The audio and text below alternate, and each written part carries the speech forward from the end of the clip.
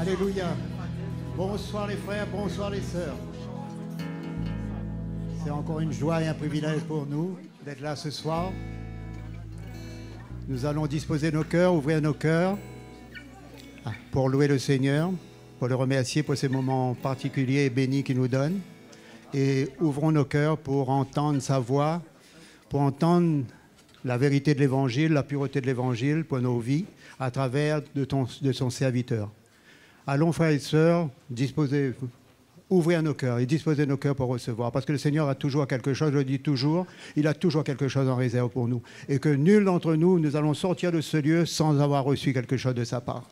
Il est un Dieu fidèle, il est un Dieu bon et il veut le meilleur pour nous. Le meilleur pour nous son peuple, pour nous son Église. Amen, les frères et sœurs. Et l'Évangile est puissant. L'Évangile révélé au milieu du peuple de Dieu est puissant pour nous amener jusqu'à dans la vie éternelle. Allons faire confiance à ce Dieu grand et merveilleux que nous servons et allons nous mettre debout, allons le prier, allons l'adorer, allons bénir son nom parce qu'il en est digne. Amen, frères et sœurs. Seigneur, ce soir, nous voulons incliner nos cœurs devant ta majesté.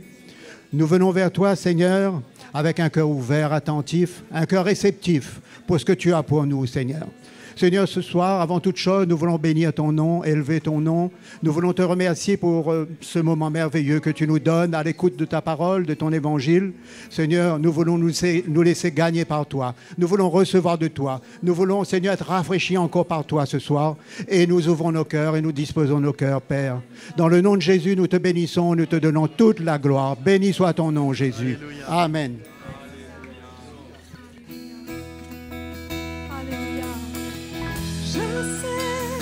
Tu vis, en 3 jours tu as vaincu la mort, c'est vrai, tu es vivant. Je sais que tu règnes et tu dis que tu reviens bientôt. Je sais, c'est vrai, toute la terre t'exaltera. Alléluia. Toute la terre t'exaltera.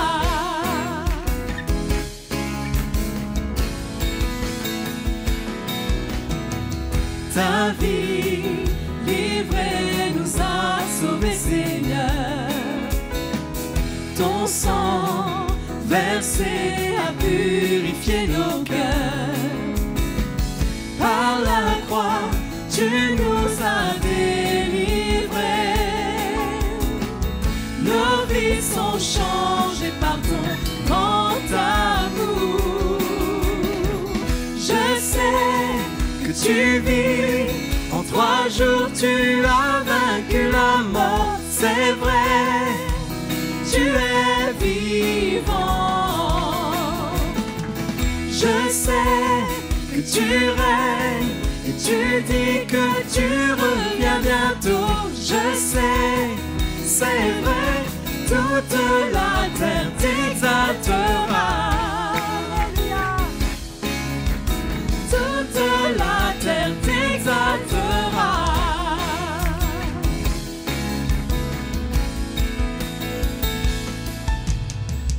Ta vie livrée nous a sauvés, Seigneur, et ton sang versé a purifié nos cœurs. Par la croix, tu nous as délivrés. Nos vies sont changées par ton grand amour. Je sais que tu vis, en 3 jours tu as vaincu la mort, c'est vrai, tu es vivant. Je sais que tu règnes, et tu dis que tu reviens bientôt. Je sais, c'est vrai, toute la terre t'exaltera. Je sais que tu vis, en 3 jours tu as vaincu la mort, c'est vrai, tu es vivant. Je sais que tu règnes et tu dis que tu reviens bientôt. Je sais, c'est vrai, toute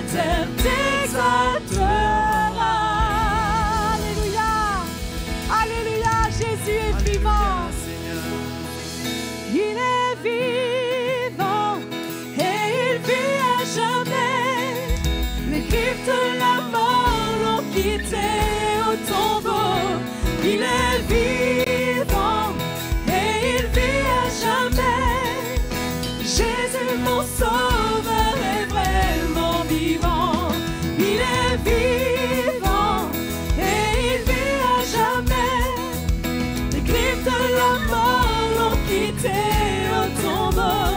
Il est vivant et il vit à jamais. Jésus mon sauveur est vraiment vivant. Il vit à nouveau, la pierre a été roulée. Il vit à nouveau, la mort n'a pu le garder. Il vit à nouveau, chantons les anges chanter, que la terre se réjouisse, il est vivant. Il vit à nouveau, la pierre a été roulée. Il vit à nouveau, la mort n'a pu le garder. Il vit à nouveau, chantons les anges chanter, que la terre se réjouisse, il est vivant. Il est vivant et il vit à jamais. Les griffes de la mort l'ont quitté au tombeau. Il est vivant et il vit à jamais.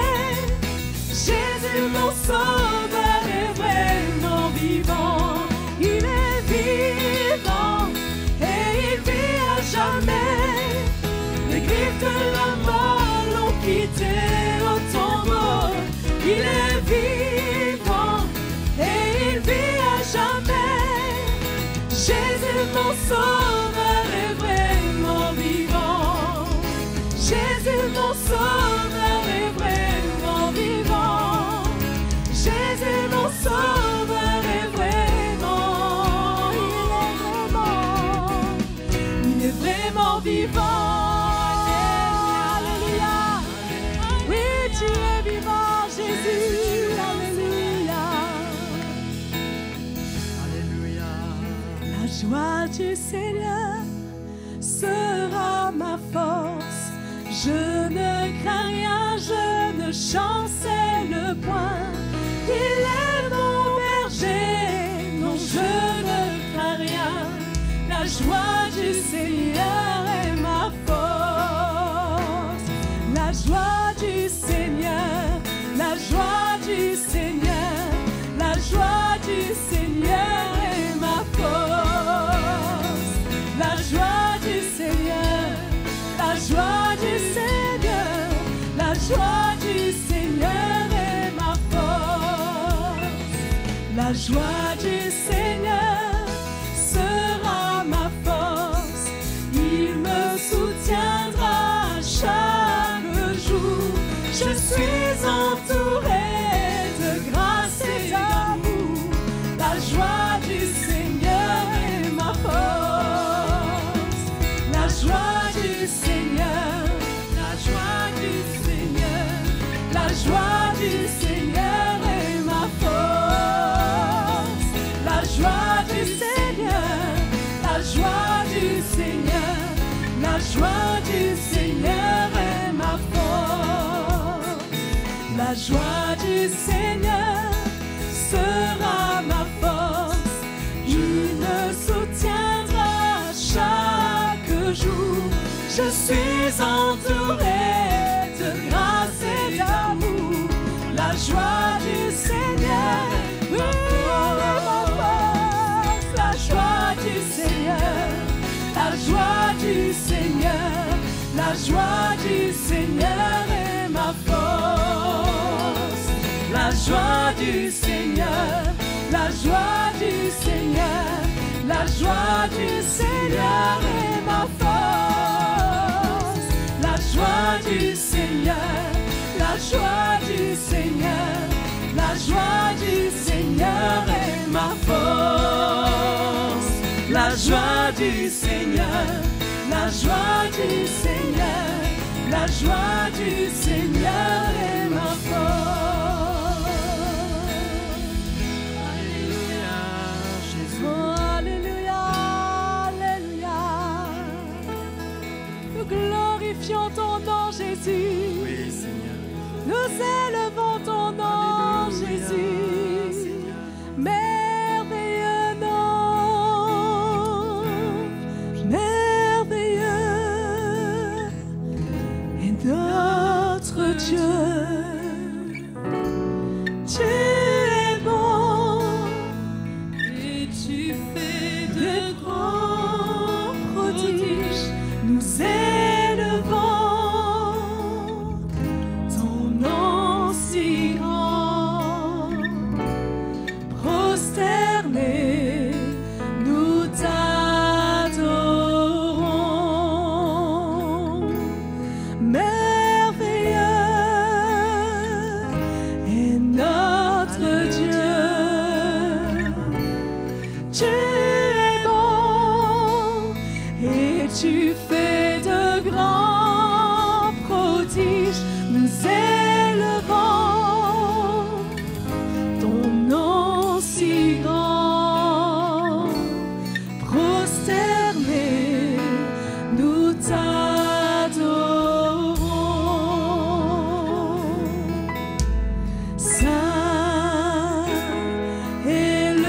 Seigneur, la création déclare ta gloire. Dis d'être loué, nous adorons ta majesté.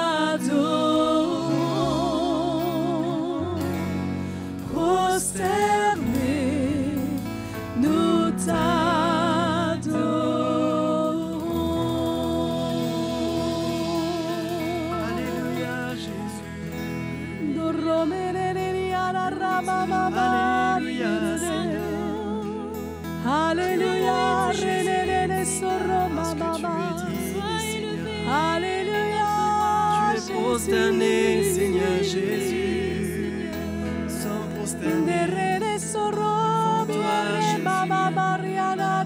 prosterné dans ta présence. Alléluia,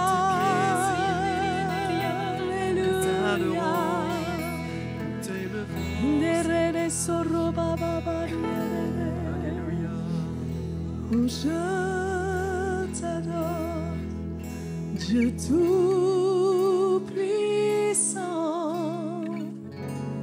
nul n'est comme toi. Où je t'adore, Prince de paix. Oui, c'est ce que je veux faire. Où je te loue, car tu es ma justice.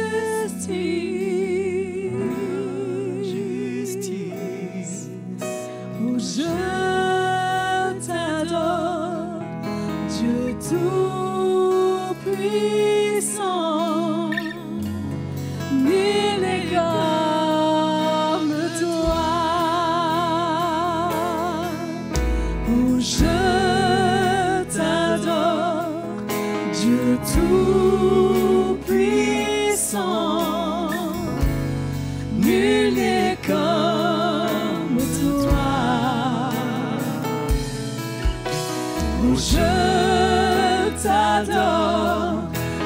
prince de paix. Oui, c'est ce que je veux faire. Oh, je te loue, car tu es ma justice, ma justice. Oh, je t'adore, Dieu tout-puissant. Nul n'est comme toi, oui, je t'adore. Oh, je t'adore, Dieu tout-puissant. Nul n'est comme toi. Oh, je t'adore, prince de paix. Oui, c'est ce que je veux faire. Oh, je te loue, car tu es ma justice.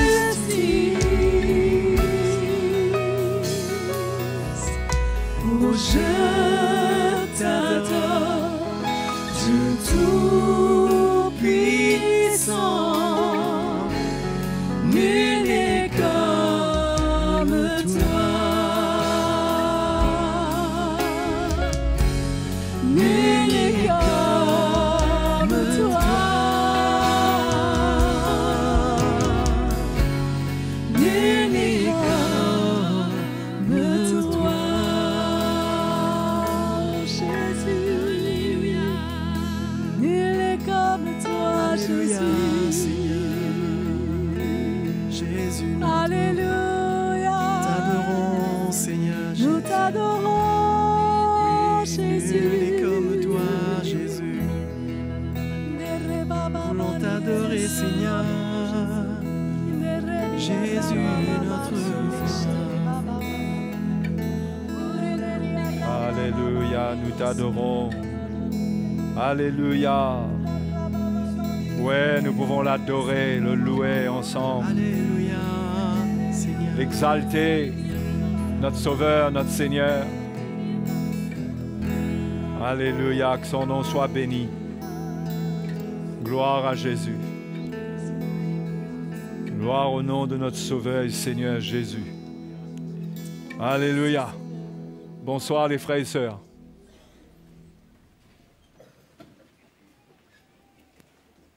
Nous sommes heureux de nous retrouver ici ce soir ensemble. Alléluia. Hein? Nous accueillons tous ceux qui nous suivent sur Internet de tout notre cœur,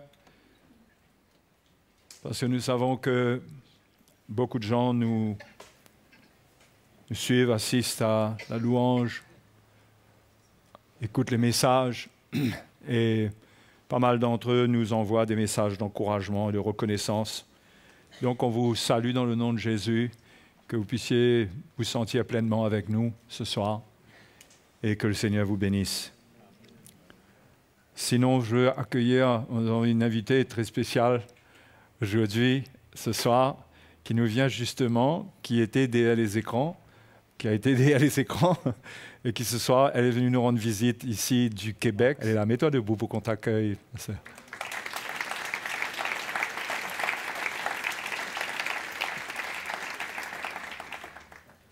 Alléluia.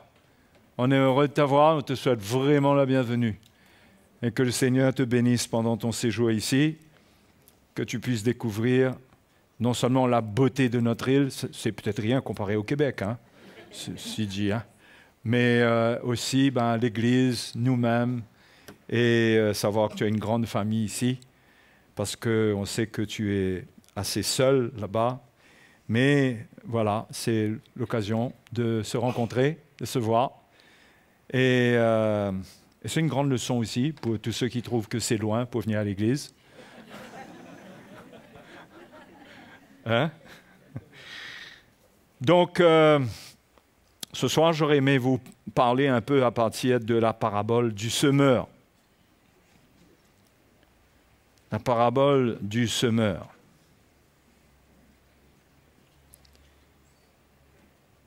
Qui enseigne comment se meurt le semeur. Non, celui qui reçoit la semence. Enfin, bref. Mais c'est une parabole très intéressante que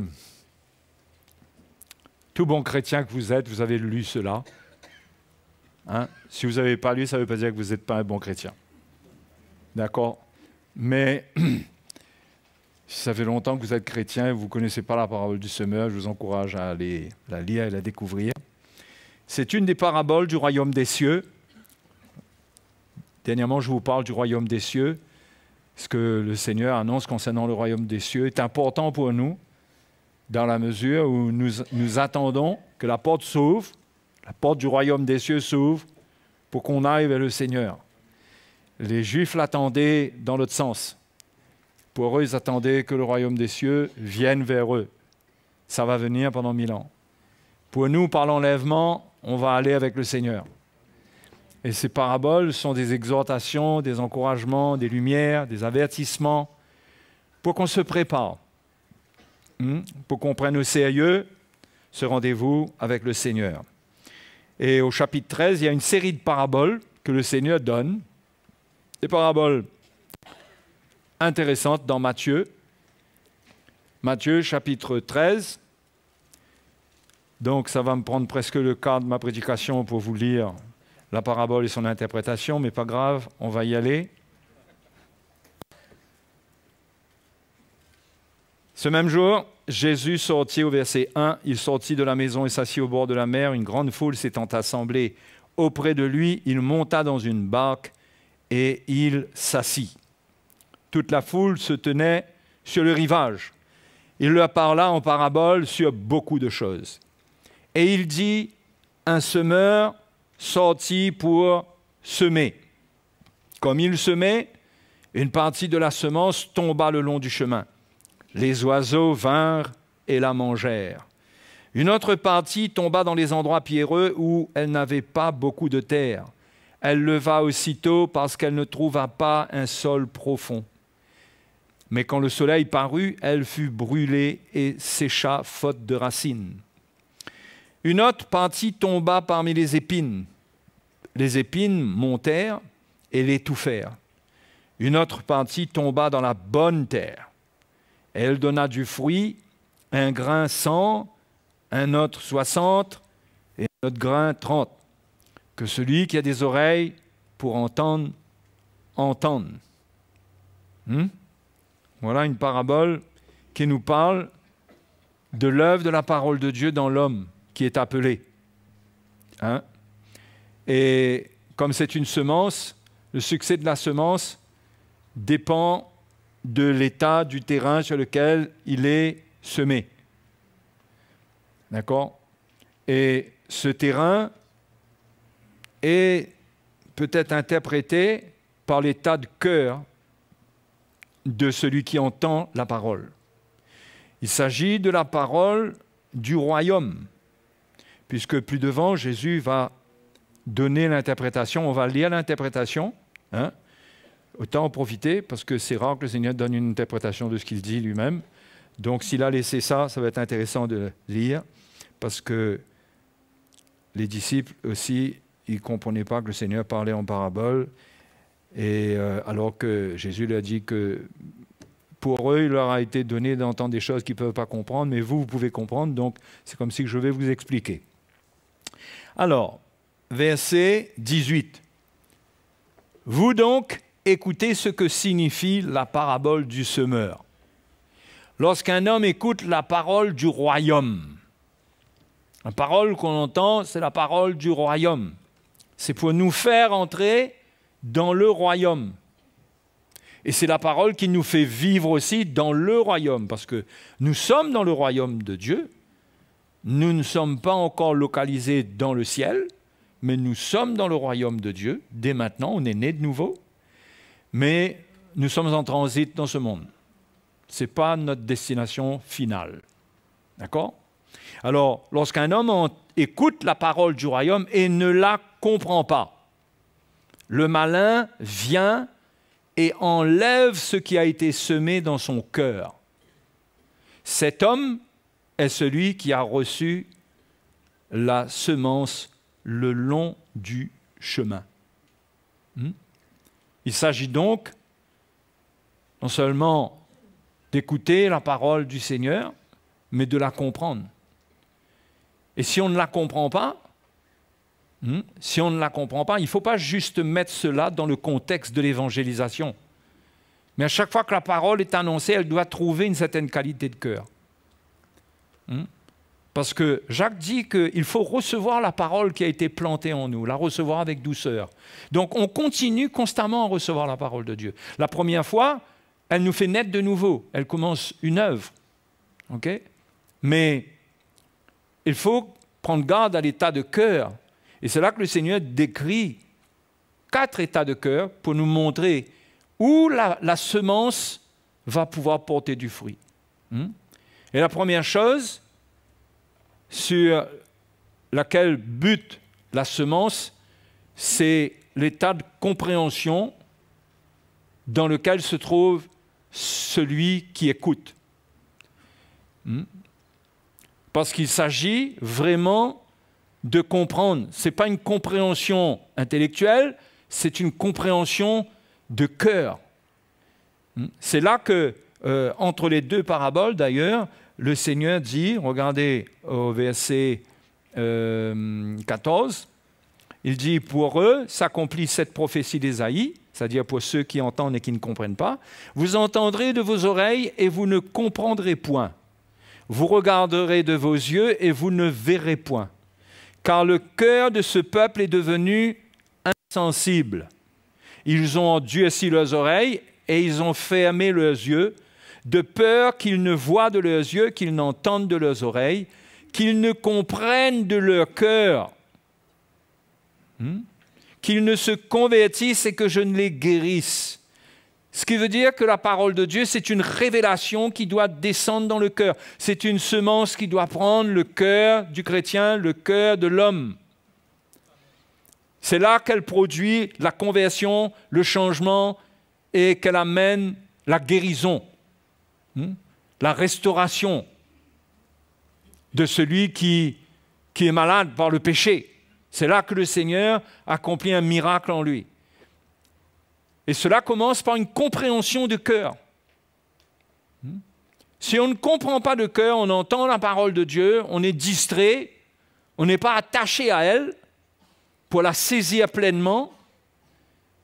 Eh bien, Jésus dit que le malin vient et il ôte cette semence. Il ôte, il enlève ce qui a été semé dans le cœur. Vous voyez, on peut recevoir des choses extraordinaires, mais ça peut aussi nous être enlevé. Parce que quand nous comprenons, nous allons garder cette parole. Nous allons la vivre. Et c'est comme ça que nous allons garder la parole de Dieu, la semence. Mais si à la base, nous ne comprenons pas et que par conséquent, nous ne pratiquons pas, cette parole ne demeure pas. Et Jésus dit que c'est comme cela que certains chrétiens sont comme ceux qui se tiennent le long du chemin. Le long du chemin, le sol n'est pas bon. Il est pollué. Il est endurci, tout le monde marche dessus. Et il fait que les semences qui tombent là sont à la portée des oiseaux. La semence n'a pas le temps de descendre dans la terre, n'a pas le temps de descendre pour porter son fruit, pour faire son œuvre. Et c'est comme ça que si on ne comprend pas de cœur et que la parole de Dieu ne descend pas dans notre cœur, ben nous représentons cette catégorie de personnes qui n'arrivent pas à recevoir la semence de la parole de Dieu à l'intérieur. Il faut bien se dire, les frères et sœurs, qu'il faut que la parole de Dieu, la parole de Dieu, c'est pas juste de la prédication comme ça, c'est pas juste parler, expliquer la Bible, c'est une lumière, la lumière du royaume, la lumière de ce que nous sommes appelés à vivre dans le royaume. si cette lumière ne descend pas dans notre cœur pour nous convertir, pour nous libérer dans notre manière de voir, dans notre manière de penser, eh bien, nous allons perdre cette parole. Nous allons la perdre. Donc, c'est important, il y a 4 catégories. La dernière est la bonne catégorie. La première catégorie de cœur, c'est la catégorie de cœur qui ne comprend pas, qui ne s'attache pas à comprendre, qui se suffit seulement d'avoir un message, d'avoir entendu, d'être d'accord avec, mais il n'y a pas une poursuite de la sagesse attachée à cette parole. Il n'y a pas une recherche, il n'y a pas un attachement. Vous voyez? Ça me rappelle, moi, ce que Jésus a dit dans Luc chapitre 10. On va y aller et on reviendra ensuite ici, au verset 38, lorsque Jésus était avec Marthe et Marie. Luc chapitre 10, c'est le verset 38. Comme Jésus était en chemin avec ses disciples, il entra dans un village et une femme nommée Marthe le reçut dans sa maison. Elle avait une sœur nommée Marie qui, s'étant assise aux pieds du Seigneur, écoutait sa parole. Vous voyez l'image là? Cette femme qui est assise aux pieds du Seigneur pour écouter sa parole. Extraordinaire, elle avait soif, non? Et regardez Marthe. Marthe, occupée à divers soins monastiques, survint et dit, « Seigneur, cela ne te fait-il rien que ma sœur me laisse seule pour servir? Dis-lui donc de m'aider. » Le Seigneur lui répondit, « Marthe, Marthe, tu t'inquiètes et tu t'agites pour beaucoup de choses. Une seule chose est nécessaire. Marie a choisi la bonne part qui ne lui sera point ôtée. » Personne ne pourra voler ce que ma parole dépose dans le cœur de Marie, assise à mes pieds. Elle n'est pas distraite, elle est là pour comprendre mon plan pour sa vie. Et donc le Seigneur dit à Marthe que toi, tu t'inquiètes pour beaucoup de choses. Incroyable parce que Marthe est celle qui avait reçu le Seigneur, qui l'avait accueilli. Elle s'était peut-être satisfaite de cela et voulait bien exercer l'hospitalité, mais elle ne réalisait pas qu'elle ratait le principal. Et non seulement elle ne vient pas s'asseoir, mais elle se plaint de Marie. Marthe. Elle se plaint de Marie qui ne vient pas l'aider. Vous voyez, une petite persécution dedans, comme une petite persécution. Et c'est comme ça, ceux qui ne comprennent pas la soif de ceux qui cherchent la parole de Dieu avec attention, avec persévérance, ils finissent par persécuter. Surtout s'ils bénéficient de la personne qui est en train de se consacrer à autre chose. Et c'était le cas pour Marie. Marie devait aider habituellement, sûrement. Elle ne s'asseyait pas à longueur de journée à rêvasser sur le fauteuil. Je ne sais pas s'il y avait des fauteuils à l'époque. Mais le Seigneur lui dit, Marie a choisi la bonne part qui ne lui sera point enlevée. Il dit, toi, tu es avec tes casseroles, avec tes marmites, c'est pas qu'il y a quoi que ce soit de mal à faire la vaisselle, mais tu ne comprends pas l'importance qu'il y a de s'attacher à la parole de Dieu et de recevoir ma parole, de la recevoir pour la comprendre. Et Marie était en train d'écouter et comprendre et recevoir, et c'est sûr que ce qui était en train de prendre son cœur n'allait jamais la quitter. Et c'est ça qu'il faut, mes frères et mes sœurs. Sinon, on est comme des gens qui restent le long du chemin, on est distrait. Quand quelqu'un est le long du chemin, ça parle de gens qui sont distraits par les passants, ça parle du contact avec le monde. Ce chemin, c'est un peu l'état de notre cœur qui se fait piétiner par le monde. Il y a beaucoup de choses qui passent sur ce chemin. C'est comme ça que le cœur des chrétiens souvent est piétiné par l'esprit du monde, par les choses de la terre, par les doctrines qui circulent. On entend tout. On entend tout et toutes sortes de choses. Et par ce moyen, le diable vient et enlève ce qui a été semé.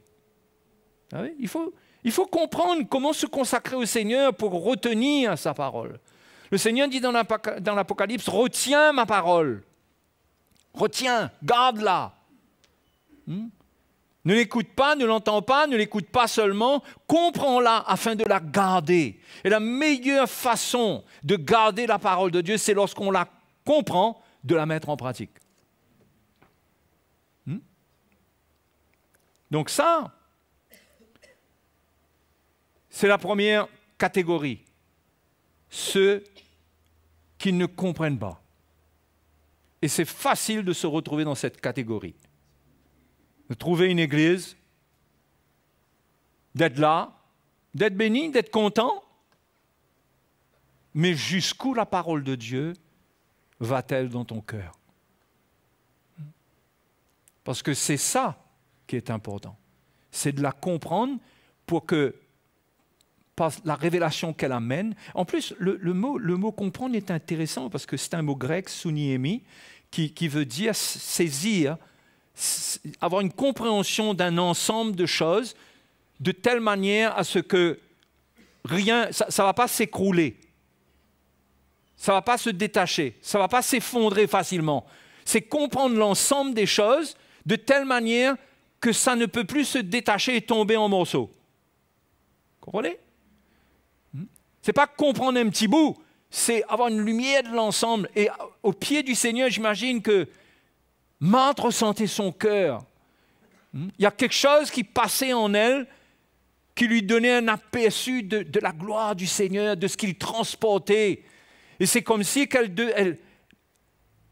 elle manifestait là, au pied du Seigneur, une attitude d'obéissance sans condition, parce qu'elle savait que c'était lui le Messie, c'était lui la parole vivante, c'était lui qui pouvait changer sa vie et la vie de sa sœur et toute sa famille. Donc, elle avait, par la lumière de la parole de Dieu qui touchait son cœur, sûrement qu'elle a eu cette compréhension qu'il est tout, que j'ai besoin de rien d'autre, qu'il n'y a pas des petits bouts à enlever, mais tout ce qu'il donne est extraordinaire. Et Marie comprenait le tout dans son ensemble. C'est ça que veut dire le mot comprendre.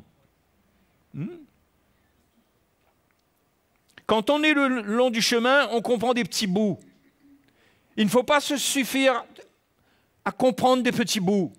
Il faut saisir le plan de Dieu dans son ensemble.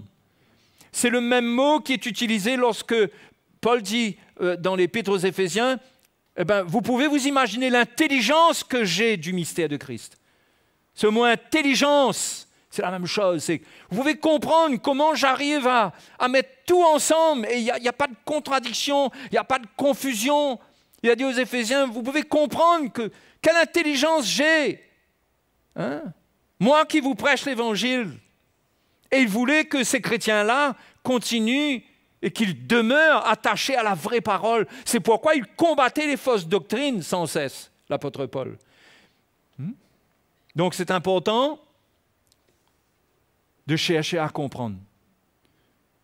Parce que si on ne comprend pas de cœur, ça va s'évaporer. Ça va partir.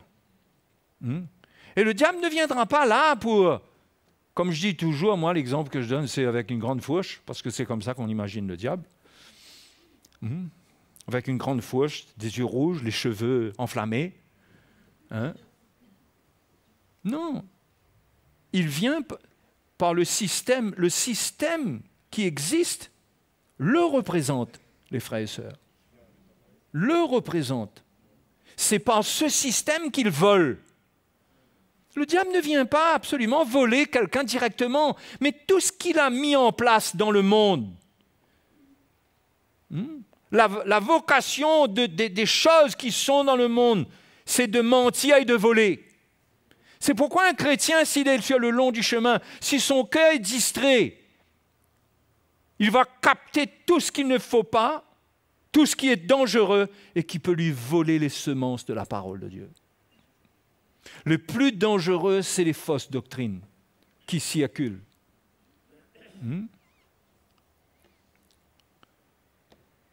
À nous de comprendre comment le Seigneur va faire son œuvre dans notre vie. C'est la parole du royaume, c'est une parabole du royaume des cieux, ça.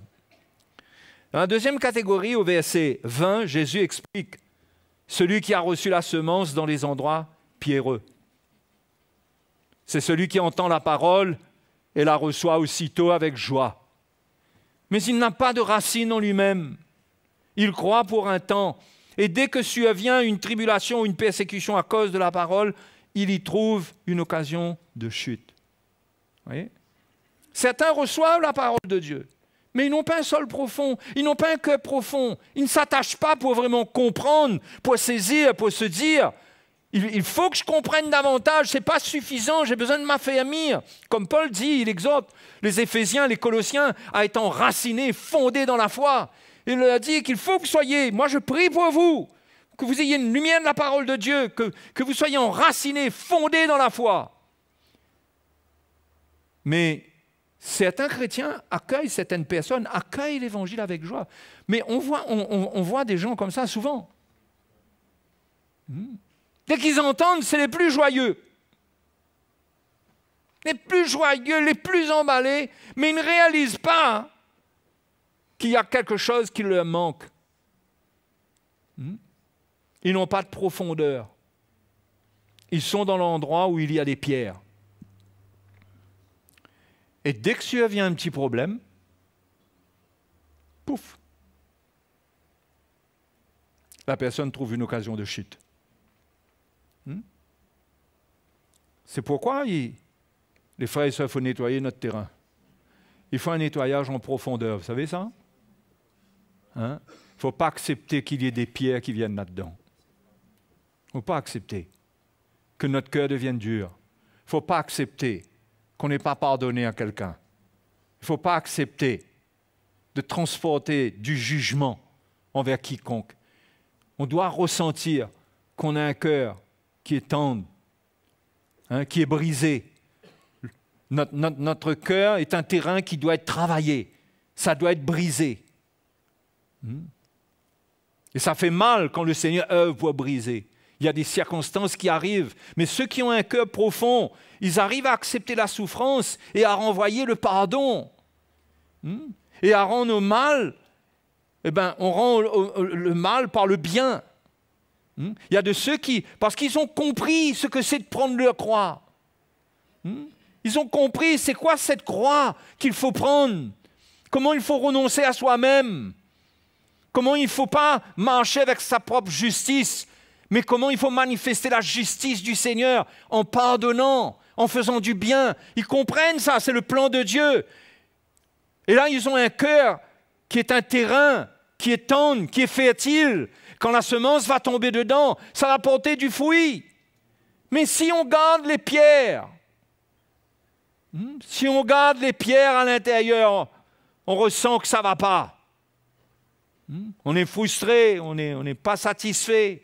Vous savez, qu'est-ce qui forme les pierres dans le chrétien? Le légalisme, la loi, l'esprit de la loi. Quand on est exigeant, quand on ne passe pas sur les défauts des gens et qu'on les juge, quand on n'a pas ce cœur et qu'il arrive des circonstances qui viennent nous éprouver, petite tribulation, un petit problème, une petite épreuve. Ça peut être dans les relations, ça peut être dans le foyer. Dès que survient quelque chose, occasion de chute. Pourquoi? Parce que ce cœur-là, il y a des pieds dedans. Et la parole de Dieu n'est pas descendue profondément pour que cette semence tienne. Et Jésus dit que c'est comme ces semences qui ne sont pas allées profondément dans le sol, et lorsque le soleil vient taper dessus, cette semence meurt. Mes frères et sœurs, le Seigneur décrit l'état de notre cœur si nous n'avançons pas. Il nous montre pourquoi nous n'avançons pas. La parole de Dieu, elle est puissante. L'évangile est puissant, mes frères et sœurs. Le problème n'est pas avec la semence, le problème est avec notre vie. Parfois, vous avez des chrétiens, ils sont rebelles et ils disent que l'évangile manque de puissance.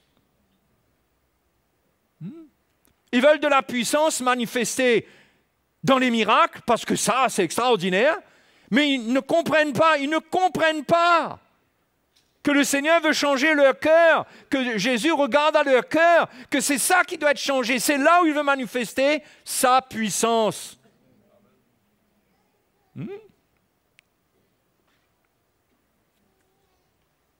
Et donc, il trouve une occasion de chute.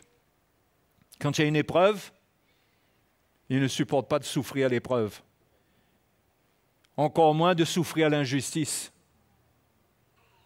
Un moment difficile, et finalement, ils passent rapidement de la joie qu'ils avaient à recevoir l'Évangile à un état où ils abandonnent tout. Parce qu'il n'y a pas de profondeur. Mais cette profondeur-là, nous devons la rechercher nous-mêmes. Nous devons faire attention. Le Seigneur ne parle pas de fatalité, là. Il ne parle pas de gens seulement qui sont nés dans un état et d'autres, eux, ils ont un coup de chance. Ils n'ont pas des pierres. Ou plus de vent, ils n'ont pas d'épines. Non, tout ça décrit des gens qui construisent leur vie, qui acceptent ou n'acceptent pas certaines choses, qui rejettent ou pas certaines choses. Et c'est comme ça qu'ils se font un état de cœur que le Seigneur décrit ici. Un état de cœur dans lequel il y a des pierres, où on est dur, on est légaliste. On a du jugement, on a des paroles sèches. On manque d'amour, on n'a pas de miséricorde. Quand la semence tombe dans ces endroits pierreux-là, moins de problèmes qui arrivent. Ça nous met en l'air. Tête en bas là-haut, comme disent les Mauriciens. Et nous devons, c'est pourquoi il faut comprendre, on revient toujours au premier point, il faut comprendre. Et d'ailleurs, c'est le dernier point aussi, le verset 23. Regardez ce que le verset 23 dit. Dans la quatrième catégorie, qui est la catégorie de l'excellence. Celui qui a reçu la semence dans la bonne terre, c'est celui qui entend la parole et la comprend, même mot. Il porte du fruit, et un grain en donne 100, un autre 60, un autre 30. Il entend et il comprend. Et parce qu'il comprend, il ne va pas laisser les pierres venir sur son terrain, il ne va pas laisser les épines pousser sur son terrain. Il va les combattre. Il va permettre que Dieu brise ce terrain-là. Il va comprendre pourquoi Dieu permet certaines circonstances. Il va comprendre, il ne va pas se décourager. Il va comprendre qu'il est le champ de Dieu, le terrain de Dieu, que Dieu veut ensemencer pour donner du succès à sa vie, vers la sainteté, vers la justice, porter du fruit dans l'amour, faire du bien. Dieu veut ensemencer son cœur, mais pour que la semence soit fructueuse, il faut briser ce terrain-là. Donc, celui qui comprend l'Évangile, il comprend que Dieu permet des circonstances. Il y a des étapes qui ne sont pas faciles et qui sont faites pour briser le terrain. C'est l'œuvre du Seigneur pour devenir le quatrième genre de terrain, là, la bonne terre.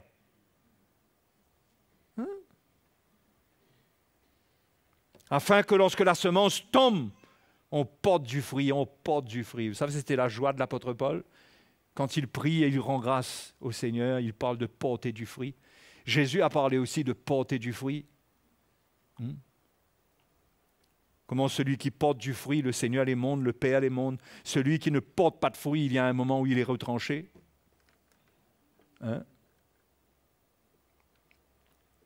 Donc, c'est bon de recevoir la parole du Seigneur avec joie. Moi, je vous dis, les frères et sœurs, c'est bon d'exprimer notre reconnaissance. Mais attention, il faut laisser le Seigneur travailler dans le terrain. Pour que quand la semence descend, il y aura des fruits. Vous savez que la semence, quand elle descend dans le sol, elle doit mourir pour porter du fruit, pour germer. La semence doit mourir. Donc, qu'est-ce que la parole de Dieu fait quand elle descend et qu'elle trouve l'endroit qu'il faut? Elle nous fait expérimenter une mort et une résurrection. La semence meurt et en même temps, elle germe. C'est une image de la mort et de la résurrection. Oui? Et c'est l'expérience qu'on doit vivre avec la parole de Dieu. Elle agit dans notre cœur, elle produit la mort pour produire la vie. Mais il faut qu'elle produise la mort avant. C'est pourquoi ça peut produire un brisement. Vous savez, si on comprend l'Évangile, on va comprendre l'œuvre de l'Évangile, pas juste comprendre l'Évangile. Pas juste entendre l'Évangile et comprendre l'Évangile, mais l'œuvre de l'Évangile. Vous savez, quand on regarde Jacques chapitre 1, regardez ça un petit coup. Ces apôtres, ils avaient une lumière de l'œuvre du Seigneur, qu'ils partagent dans les lettres. Et Jacques dit au verset 2, « Mes frères, regardez comme un sujet de joie complète les diverses épreuves auxquelles vous pouvez être exposés. » Étonnant, hein? Allez, parlons sincèrement. Qui regarde avec joie les diverses épreuves auxquelles on peut être exposé? C'est un drôle de langage quand même. C'est un langage spirituel pour une œuvre spirituelle qui doit se faire. Mais ceux qui comprennent, ils comprennent tellement clairement l'œuvre de la croix dans leur vie, cette mort et cette résurrection, qu'ils comprennent qu'il y aura des circonstances, que la vie ne sera pas toujours heureuse, que le chemin ne sera pas toujours facile.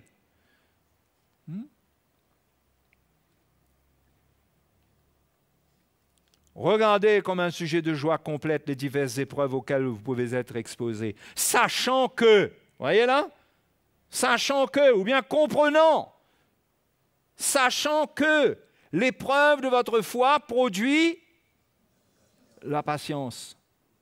Mais il faut que la patience accomplisse parfaitement son œuvre, afin que vous soyez parfaits et accomplis sans faillir en rien. Celui qui reçoit la semence dans les endroits pierreux, quand arrive un problème, c'est une occasion de chute pour lui. Pourquoi? Parce qu'il n'a pas la patience et l'endurance pour souffrir ce qu'il doit souffrir pour que l'œuvre de Dieu se fasse dans sa vie. Mais ici, Jacques dit, accueillez avec joie les diverses épreuves. On ne parle pas ici qu'on est dans la joie quand le malheur nous visite ou quand il arrive je ne sais trop quoi, qui nous afflige tellement. Il parle de diverses épreuves.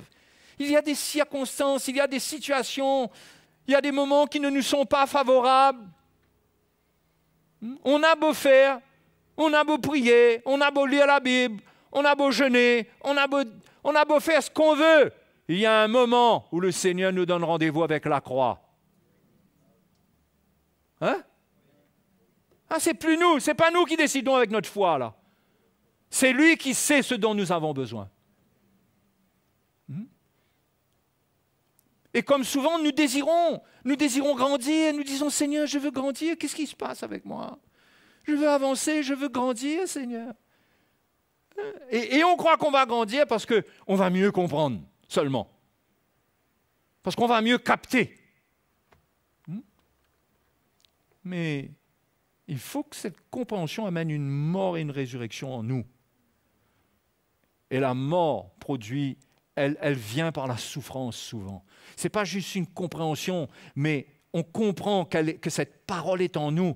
Et maintenant, on a des rendez-vous, des preuves pour permettre à cette semence de mourir, pour que la parole qui a été semée en nous, elle produise la vie. Vous comprenez l'image que je donne? Ça, quand on est de nouveau, ça ne se passe pas comme ça. Parce qu'on reçoit la première semence, Dieu nous fait grâce. Mais l'œuvre qui continue, l'œuvre qui doit continuer, demande, même si c'est purement par la grâce de Dieu, mais demande de nous que nous acceptions cette œuvre. Que nous l'acceptions. Mais nous ne pouvons accepter que ce que nous comprenons. Si nous ne comprenons pas, alors là, si nous sommes mal enseignés, qu'est-ce qui va se passer avec nous? On va tout mélanger. On va tout mélanger, on va refuser, on va dire non, ce n'est pas possible. On va trouver des gens le long du chemin pour nous dire, mais ce n'est pas normal que tu souffres comme ça. Ce n'est pas normal que tu aies ces problèmes. Mais pourtant, la Bible est tellement remplie de l'œuvre de la souffrance. Comment envisager l'œuvre de la croix sans envisager la souffrance dans la vie du chrétien? Qu'est-ce que la croix? C'est ne voir que la résurrection. C'est ne voir que la résurrection. Mais il y a une œuvre de la croix. Et il y a un chemin. La mort de Jésus a été un chemin. Il a pris sa croix. Il est allé mourir. Il a souffert jusqu'à ce qu'il meure. Il est passé par les souffrances. La vie chrétienne, c'est passer par les souffrances. C'est refuser de s'identifier à notre nature charnelle, cette nature orgueilleuse qui ne veut pas s'humilier, qui ne veut pas se repentir, qui ne veut pas pardonner, qui veut vivre pour elle. C'est de renoncer à elle, c'est de mener un combat contre elle, et c'est de crier à Dieu, et c'est de faire la volonté du Seigneur, de faire mourir cela. Mais ça produit une souffrance. Trop de chrétiens se laissent vaincre, par exemple, par l'amertume, par le non-pardon. Se laissent vaincre alors que la parole de Dieu enseigne comment triompher. La parole de Dieu enseigne que l'on pardonne et qu'après, on surmonte le mal en faisant ce qui est bien. Oui, au lieu de ruminer notre amertume, on fait ce qui est bien. On est peut-être un peu blessé, mais on ne se laisse pas vaincre par le mal. Ne te laisse pas vaincre par le mal, dit l'apôtre Paul au chapitre 12. Mais surmonte le mal en faisant ce qui est bien. Ton ennemi a faim, donne-lui à manger. Ton ennemi a soif, donne-lui à boire. Ce sont des charbons ardents que tu amasses sur sa tête. Ça va produire un effet. Tu ne sais pas ce qu'il y a dedans. Mais Dieu est à l'œuvre quand tu agis comme ça. Parce qu'il agit de la même manière que lui, il est mort et que sa mort a agi. De la même manière, quand tu fais le bien dans ta souffrance, cette mort agit en toi pour produire la vie, comme lui. La mort agit en lui pour produire la vie. C'est pareil, les frères et sœurs. Pourquoi prendre son baptême si on ne veut pas ça? Puisque quand on prend notre baptême, c'est pour vivre ça. C'est pour vivre ça.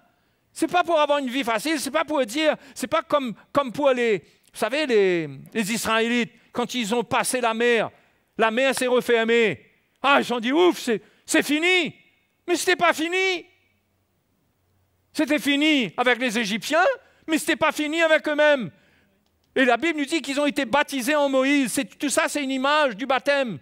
Qu'est-ce qui les attendait? Le désert les attendait. Et par le désert, de la souffrance, des moments difficiles, où ils allaient être poussés à l'extrême. Ils allaient avoir la tentation de murmurer, de se plaindre, de lapider Moïse et Aaron. Ils allaient être poussés à l'extrême. Et Dieu voulait d'eux qu'ils gardent leur chair en contrôle, sous contrôle.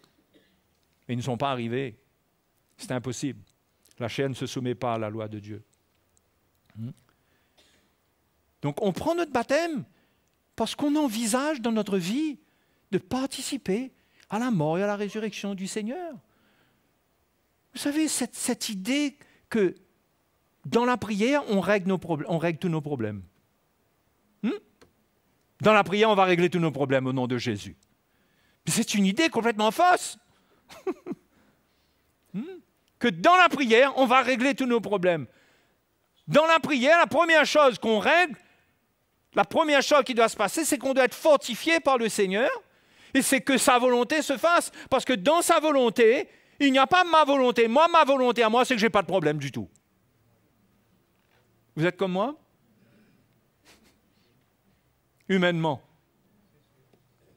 On passe un moment difficile financièrement, on prie Seigneur, et on n'a pas fini de prier, quelqu'un frappe la porte. J'ai eu à cœur là, de vous apporter un chèque de 1 000 €. Alléluia, j'ai prié, le Seigneur m'a béni. Non, vous priez, mais peut-être vous mangerez un avocat pendant un peu de temps.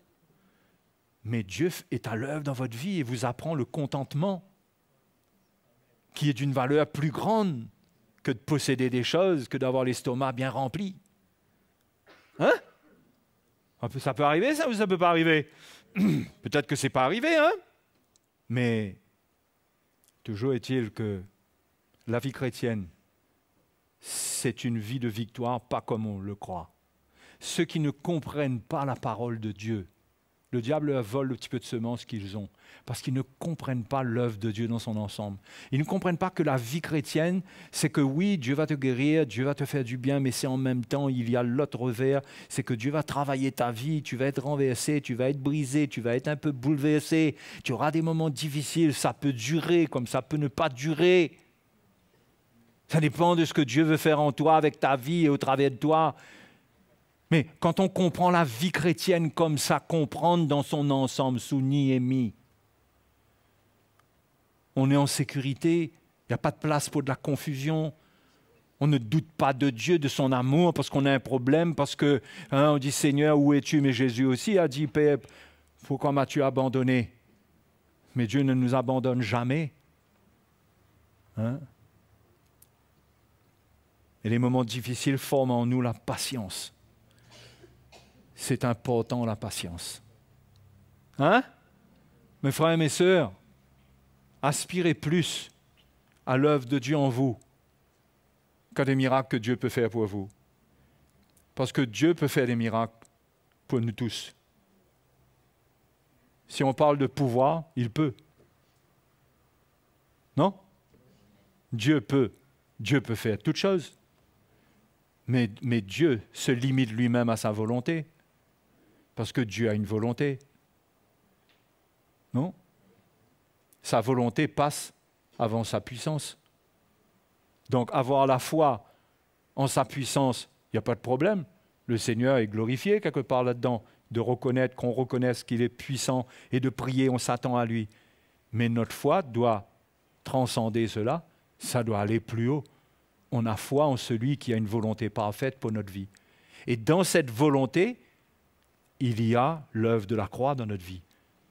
Parce que c'est l'application de sa volonté parfaite qui nous fasse participer, goûter aux souffrances de Christ. C'est la participation à l'œuvre de la croix. Alléluia.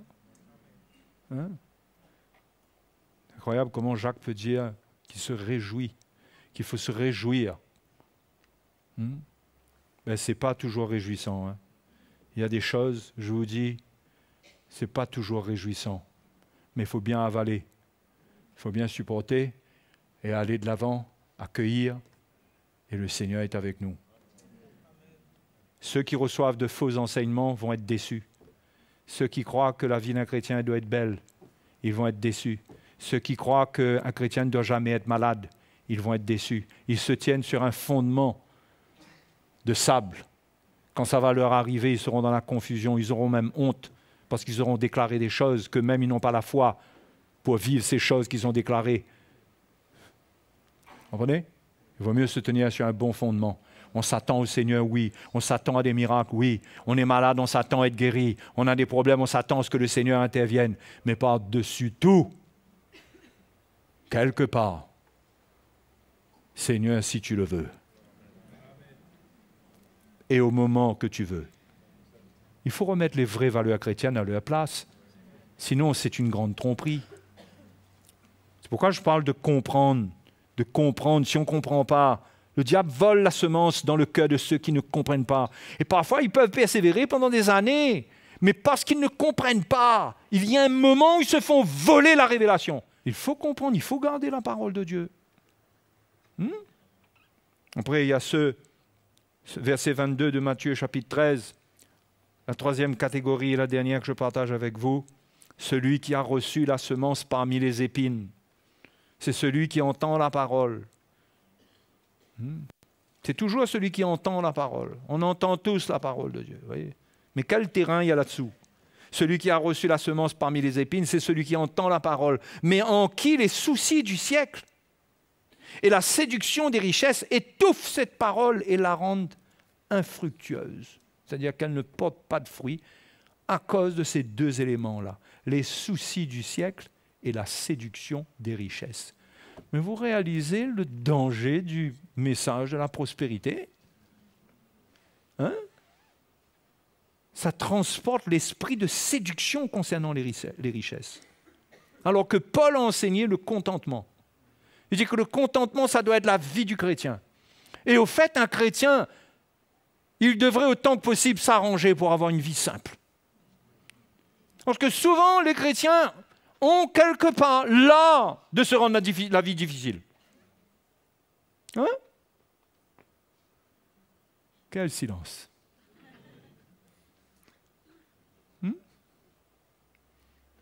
On a l'art de se compliquer la vie. Rester dans la simplicité, vivre simplement. Paul dit, pourvu qu'on a à manger, qu'on a un vêtement, ça devrait nous suffire. Mais on a l'art de se développer une vie qui demande de nous-mêmes. On se développe une vie qui demande davantage de nous. Alors que nous avons besoin de nous donner à Dieu. Mais les séductions des richesses nous prennent. Les soucis du siècle. Oui, frère, mais tu sais, il faut ceci, il faut cela. Jacques dit, ne vous trompez pas par de faux raisonnements. Ne vous trompez pas par de faux raisonnements. Ceci dit, il y a des gens qui sont doués pour les affaires et qui n'étouffent pas sous le poids de tout ce qui produit de l'argent. Mais si quelqu'un n'est pas appelé et qu'il se lance par ambition, s'il est dans l'état d'esprit que Jacques dit, eh bien, nous irons dans telle ville, nous trafiquerons, nous gagnerons, nous passerons une année. Hein, on fait son plan. Et Jacques dit, mais homme aux pensées orgueilleuses, vous devriez dire, si Dieu le veut, pourquoi ne pas se soumettre à la volonté de Dieu? C'est comme ça, vous savez, on plante des épines dans notre vie. On sème des épines. Il y a la semence, on est avec la parole de Dieu, mais en même temps, on a les épines. Vous savez, les épines, elles prennent notre tête. Hein? C'est une malédiction. Jésus a porté la malédiction des épines sur sa tête. Mais nous, on les a à l'intérieur avec les soucis. On est en train de vivre une vie qui dépend de rentrées d'argent, mais colossale. Colossale. Et on a du mal à faire, à pouvoir, à produire, et on est sous des soucis, et parce qu'il y a certains moments où on frôle la ruine, on est obligé d'emprunter, on est obligé de refaire des prêts, on est obligé de refaire ceci, refaire cela, on augmente notre fardeau. Et on est dans un champ d'épines. On n'a plus le temps pour les choses du Seigneur, pour être comme Marie au pied du Seigneur, à écouter sa parole. On n'a plus de temps pour ça. Tombez pas dans le piège, ce troisième terrain-là. Il y a beaucoup de gens qui tombent dans ce piège-là. Les jeunes doivent faire attention à ce terrain d'épines. Viser une carrière comme pas possible et tout. Oui, si Dieu vraiment, si Dieu le veut, il n'y a pas de problème si Dieu le veut. Sinon, reste simple. Mais bien sûr, si tu dois te marier, gagne suffisamment pour prendre soin de ta femme. Bien sûr. Mais il faut rester, avoir une vie simple, avoir une vie équilibrée, non? Non? Apprendre à se contenter dans la simplicité. Moi, j'ai passé des chemins où je me suis cassé la tête. J'ai appris ma leçon, hein? J'espère que je l'ai apprise, du moins. Je ne sais pas ce qui vient devant moi, mais j'ai appris ma leçon, hein? J'ai un travail, en plus de ce travail, il va faire un autre travail. Je travaillais, je vendais des stores. On cherchait quelqu'un pour une entreprise pour installer les stores. Je me suis dit, je vends les stores. Je vais profiter de l'opportunité et installer les stores. Vous voyez les tracas que je me suis mis sur la tête. Et quand j'ai arrêté ça m'a poursuivi pendant plus d'une année. Avec la sécurité sociale, avec les papiers, avec toutes sortes de choses. Ma tête était chargée d'épines comme ça. Mais j'ai appris ma leçon. Reste tranquille. Et on a été éprouvé. On a été éprouvé. Bien éprouvé. Mais il faut apprendre à vivre simplement et à rester dans la volonté du Seigneur et s'assurer qu'on a une vie qui nous permet de chercher Dieu. De chercher Dieu, de servir Dieu. Si tu as une vie qui ne te permet pas ça, moi je t'encourage à envisager une autre vie. Envisage une autre vie. Ben oui.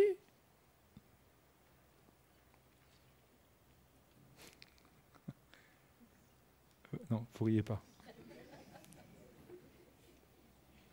Hein? Ah oui. Pourquoi, mes frères et mes sœurs, j'insiste là-dessus, pourquoi être dans une vie où on se casse la tête, où on dort mal, notre travail continue après les heures de travail, où on n'arrête pas?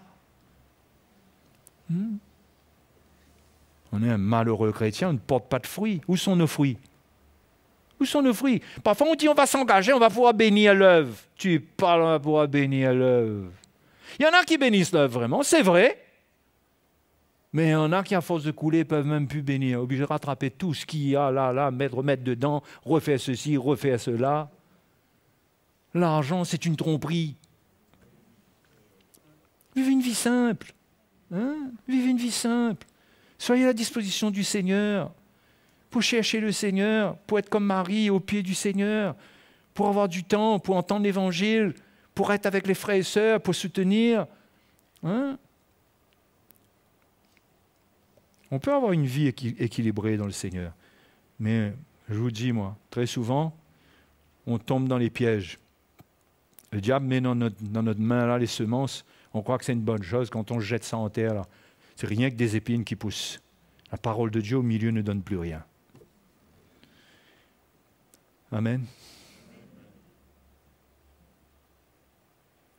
Mais vous savez, si c'était aussi facile que ça, on prêche un message, et les chrétiens, c'est des gentils chrétiens. Ils disent Amen, et bien sûr qu'ils vont faire.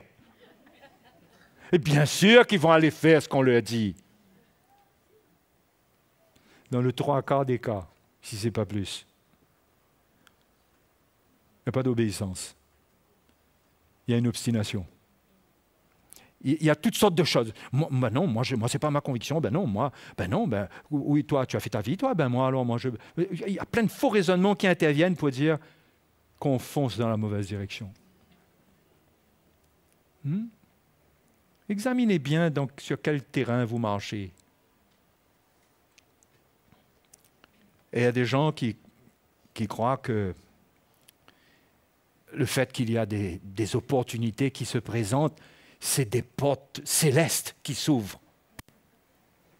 Ils croient que, waouh, mais c'est quelle opportunité!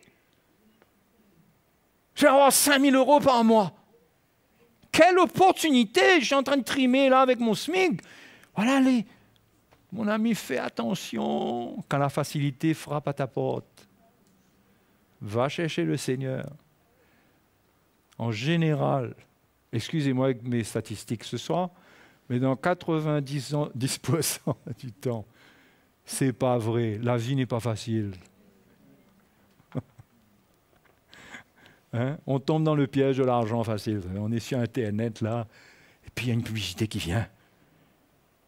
Vous avez 15 minutes là pour investir dans telle opération qui rapporte, voilà un témoignage, un tel, il a fait ça, et puis là, pendant 10 minutes, là, on transpire, là, on se dit, qu'est-ce qu'on fait? Moi, ma situation et tout. C'est pas vrai. Laisse le compteur tourner, reste tranquille. Laisse le compteur tourner, c'est pas vrai. Vous avez remarqué, tout le monde a un compteur quand il propose quelque chose? C'est pas vrai. Le lendemain, quand vous revenez sur la même chose, là, le compteur recommence à zéro. C'est pas vrai. Mais les chrétiens tombent dans les pièges. Surtout tous ceux qui sont sur Internet. Restez tranquilles. Restez dans la paix. Enfin. Non, mais c'est pratique ce que je dis là, non? C'est basique, c'est pratique. Ne vous laissez pas aller dans des grands trucs. Il vaut mieux avoir le Seigneur avec nous, avec 1 000 € par mois. Attention, ne viens pas me dire « Ou gagne vie avec 1 000 € par mois ». Ne dis pas ça, mon frère. Ne dis pas ça. Il vaut mieux, c'est un exemple que je donne, je dis, il vaut mieux vivre avec 1 000 € par mois, bien dormir. Et donner un dernier regard doux à sa femme de l'autre côté. Bonne nuit, chérie.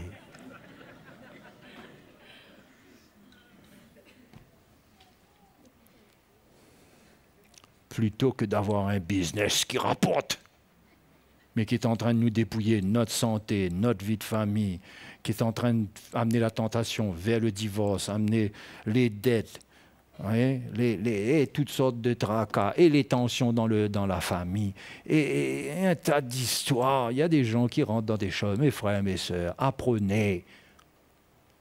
Maintenant, est-ce que je suis en train de dire qu'il faut que tous les chrétiens ferment leur business? Mais non. Mais si tu n'es pas appelé à vivre une chose, ne la cherche pas. Reste simple. Si tu ne peux pas servir le Seigneur, si ça prend ta vie, tends à la simplicité.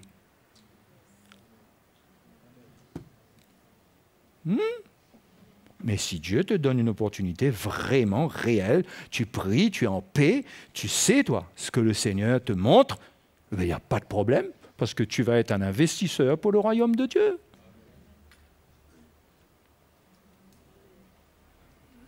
Amen. Donc, quel terrain vous êtes, vous, ce soir? Quel que soit le terrain que vous êtes, vous avez possibilité de convertir ce terrain-là. Hein? Mais il faut accepter que tractopelle, il monte dessus, que marteau-piqueur monte dessus.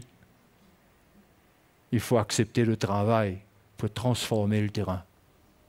Pas rester comme ça et recevoir des semences et le malin, il vole. Hein? Et être sur les endroits pierreux, on est dans la joie. Ah, le Seigneur m'a béni ce matin, c'était formidable, alléluia. Et puis 2 jours après, on a un problème là dans la maison, rien. Et puis on dirait que, fouf, on a perdu, ça a séché. Vous voyez comment cette parabole-là raconte notre vie? Finalement, ça raconte notre vie, non? Enfin, petite exhortation, la parabole du semeur. Relisez-la, méditez dessus. Amen. Donc voilà, on remercie Jésus, qui lui nous veut du bien. Mais c'est nous qui avons nos voix et qui gâchons tout. Nous avons notre manière de voir, nous avons nos décisions, nous avons notre vision. Et malheureusement, il n'y a pas toujours le succès dedans, mais des problèmes. Mais nous sommes dans un temps, cette parole, cette parabole, elle est apportée dans le contexte du royaume des cieux. C'est parce qu'il est temps pour chacun de nous de recevoir une parole qui porte du fruit, qui produit la mort et la résurrection en nous, qui nous fait vivre des choses véritables, qui changent notre cœur. Il est temps pour nous. On ne peut pas nous laisser embarquer dans les choses de cette vie, dans cette vie terrestre, dans les soucis, la séduction des richesses. On ne peut pas vivre avec des choses mauvaises dans notre cœur, des cœurs durs. On ne peut pas continuer à vivre comme ça. Il est temps de se tenir devant le Seigneur, de renoncer à tous ces combats et que toutes ces choses, le Seigneur les détruise, que son œuvre s'accomplisse, pour que la parole que Dieu va semer dans notre cœur dans les derniers temps, qu'elle puisse porter du fruit. Porter du fruit. Il faudra que ça porte du fruit rapidement, là. De plus en plus, plus Jésus est proche, plus ce qui va nous être annoncé va tomber dans notre cœur. Il faut que ça soit un sol fertile. Et ça va porter du fruit rapidement. On va voir nos vies être changées. Moi, je le crois, mes frères et mes sœurs. Je le crois. Je crois que nous sommes dans un temps où quand le message de la croix est annoncé, la parole de Dieu ne tarde pas. Elle accomplit son œuvre. Disposons nos cœurs. Alléluia. Merci Seigneur. Nous te bénissons ce soir. Seigneur, nous te remercions. Nous te remercions. Éclaire-nous encore. Éclaire-nous personnellement. Seigneur, nous avons entendu ta parole comme les foules entendaient ta parole autrefois. Mais Marie a entendu personnellement de toi. Elle a entendu des choses qui n'ont pas été rapportées dans ton évangile. Mais ce sont des choses qui concernaient sa vie, qui concernaient ce que tu voulais faire dans son cœur sûrement. Des choses précieuses. Seigneur, nous voulons entendre de toi personnellement. Nous ne voulons pas être dans la foule. Nous ne voulons pas être comme les foules, animées d'un esprit qui réclame des miracles, qui demande le pain, qui demande la guérison. Bien sûr, nous nous attendons à toi, Seigneur, qui guérit, qui nous sauve, qui nous fait du bien. Mais nous ne voulons pas être animés d'un esprit qui court derrière ces choses, quand ta parole nous dit que de chercher premièrement le royaume de Dieu et sa justice, et que tu nous donneras toutes choses. Seigneur, que nous soyons animés de ce cœur vrai, sincère dans la foi, où nous voulons que ton œuvre s'accomplisse en nous. Oui, Seigneur, fais-nous grâce de ne pas être séduits par les richesses, par ce monde, par tout ce qui va venir, mais que notre cœur puisse rester attaché à toi, à ce qui a de la valeur pour toi. Seigneur, que ta main soit sur tes enfants et ton peuple que tu appelles à ta gloire. Tu appelles chacun de nous. Seigneur, tu nous appelles.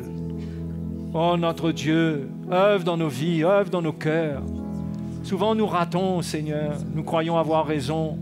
Nous nous tenons sur des positions qui sont absurdes, qui n'amènent rien.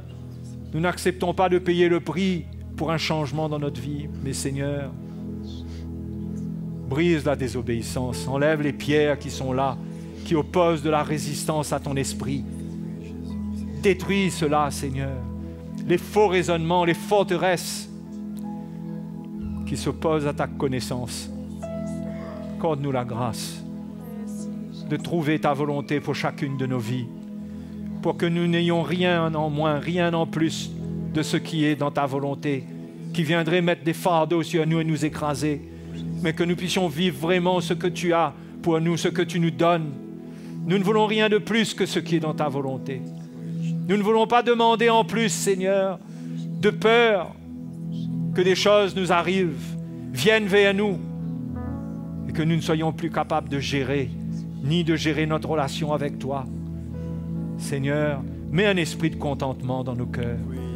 Mets une joie, une tranquillité de cœur en chacun de nous. Parce que tu promets que tu vas prendre soin de nous.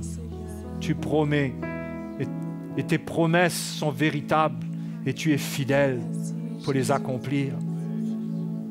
Oh Seigneur, merci. Merci pour ta fidélité. Merci Seigneur. Tu es fidèle. Tu es fidèle.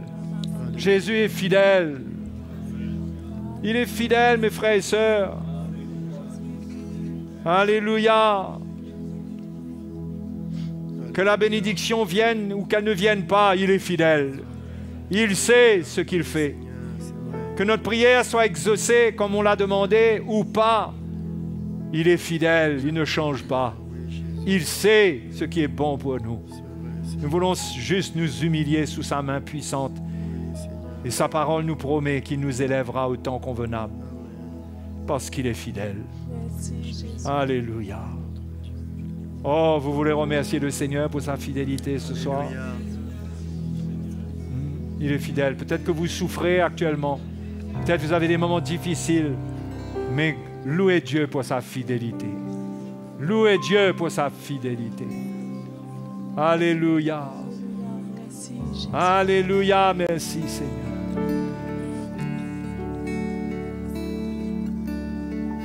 Alléluia.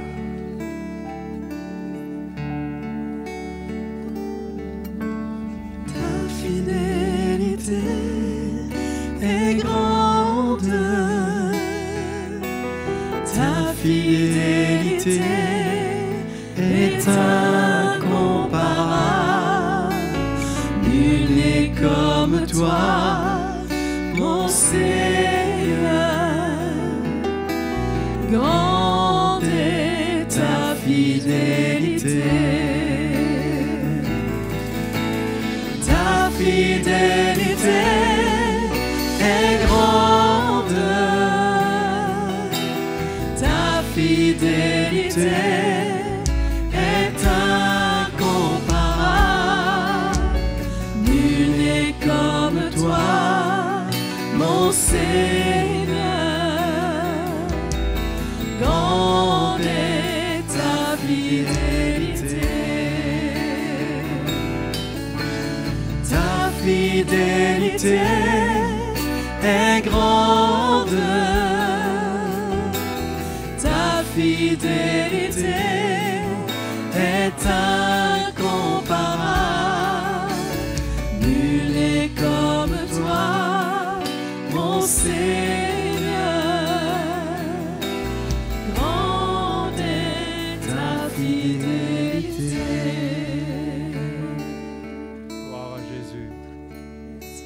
Vous savez, nous tous, nous passons des moments où nous avons des fardeaux qui viennent peser sur nous. Et Dieu peut faire des miracles. Mais quand nous sommes sous fardeau, ce que le Seigneur nous dit tout d'abord, c'est jeter nos fardeaux à ses pieds. C'est de les déposer. Hein? Comment le verset dit encore? Déchargez-vous. Déchargez-vous. Déchargez-vous sur lui de tous vos soucis. Souvent, nous, on veut le miracle pour qu'il n'y ait plus de soucis. Mais Dieu nous dit, il n'y aura pas de soucis si tu te décharges sur moi. Mais nous, souvent, nous voulons le miracle qui enlève le souci en faisant quelque chose dans la circonstance. Le premier miracle qu'un chrétien doit expérimenter, c'est qu'il doit apprendre à se décharger de ses soucis. Parce que ce qui est plus important, c'est d'avoir la paix de Dieu dans les circonstances qui nous arrivent. Parce que Dieu ne va pas changer toutes les circonstances de notre vie à notre guise.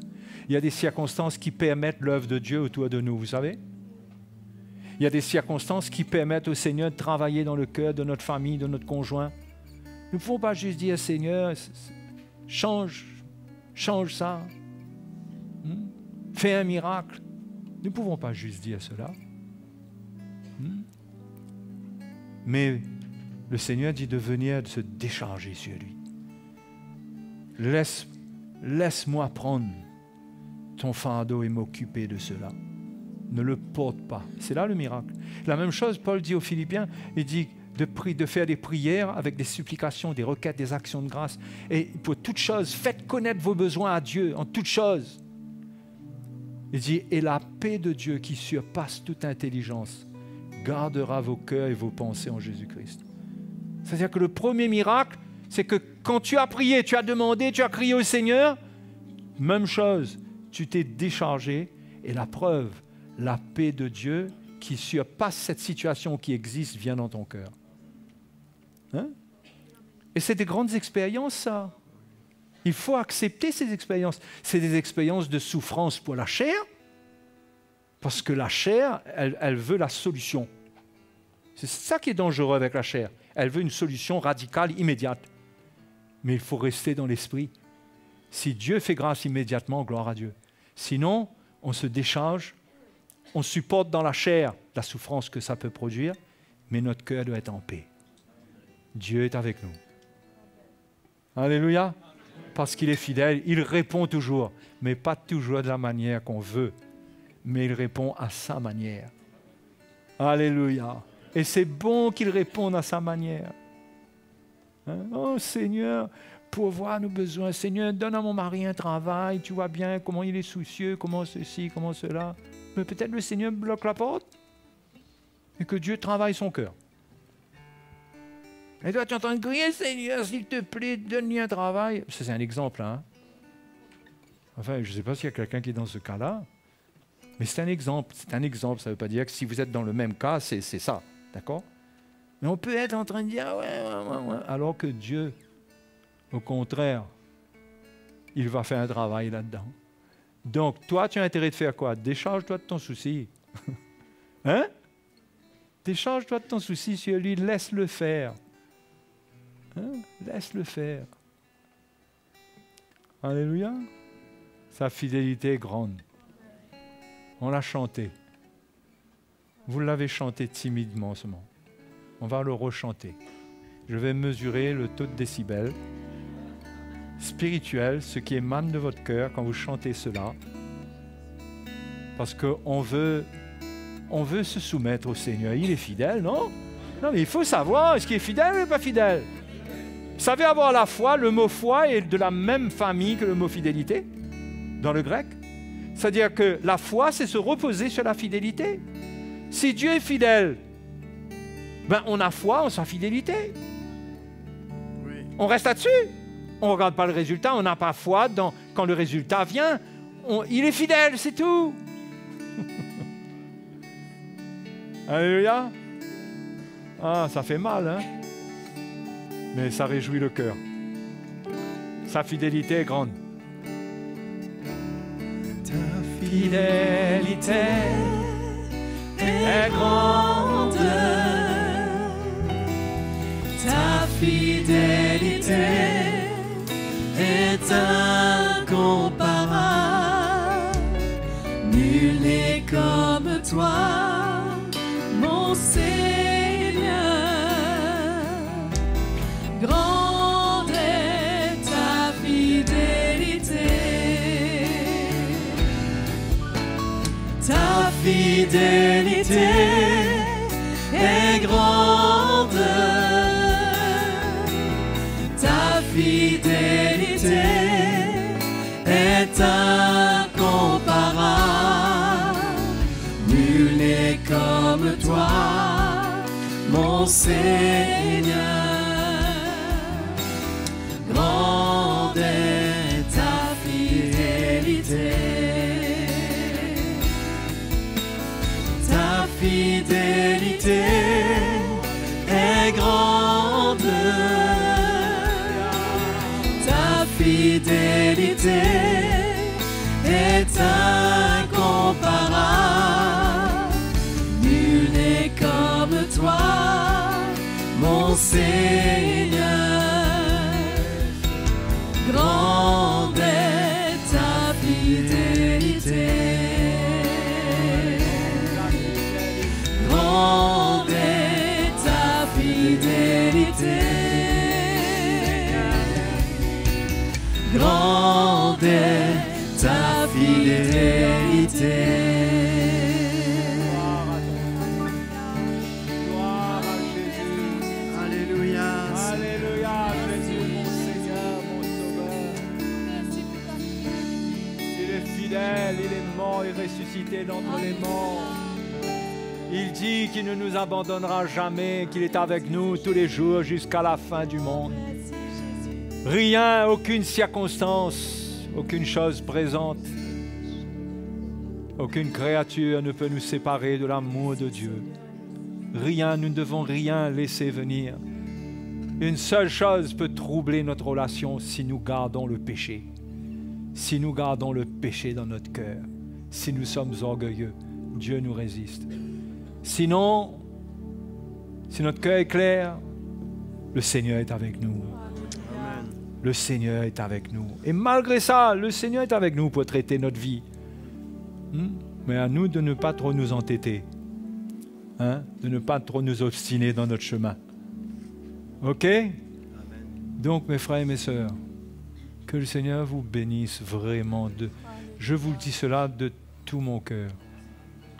Qu'il vous aide. Parce qu'on est au courant, on sait qu'il y a beaucoup de frères et sœurs qui sont éprouvés de toutes sortes de manières, à tel point que ceux qui ne comprennent pas l'Évangile peuvent dire « c'est pas normal ça, c'est pas normal ça. » Mais à côté de ça, on voit le Seigneur aussi faire des miracles. Amen. Non seulement dans nos cœurs, mais on sait que Dieu fait des miracles, touche le corps de certains, il agit, il est fidèle. Attachons-nous à sa fidélité. Alléluia. Il vous donnera la force. Vous êtes affaiblis, il vous donnera la force. Vous sentez qu'on dirait que c'est dur, continue, il te donnera la force. Il te donnera la force et encore la force. Parce qu'il est fidèle, il ne t'abandonne pas. Mais pourquoi il fait... Ne le questionne pas, il sait mieux que toi. Tu sais mieux que lui, toi? Il sait mieux que toi. Soyez bénis et restez attachés à la parole de Dieu. Restez attachés à elle. Rien de spécial à dire, si ce n'est bonne soirée à vous tous et à bientôt.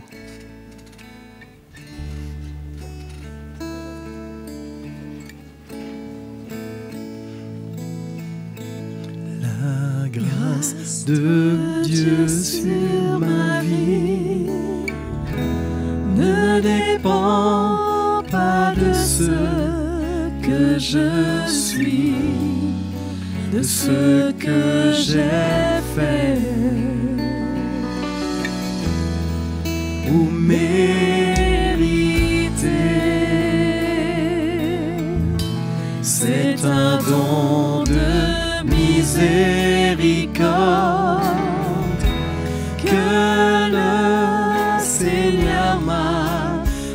accordé à cause de son amour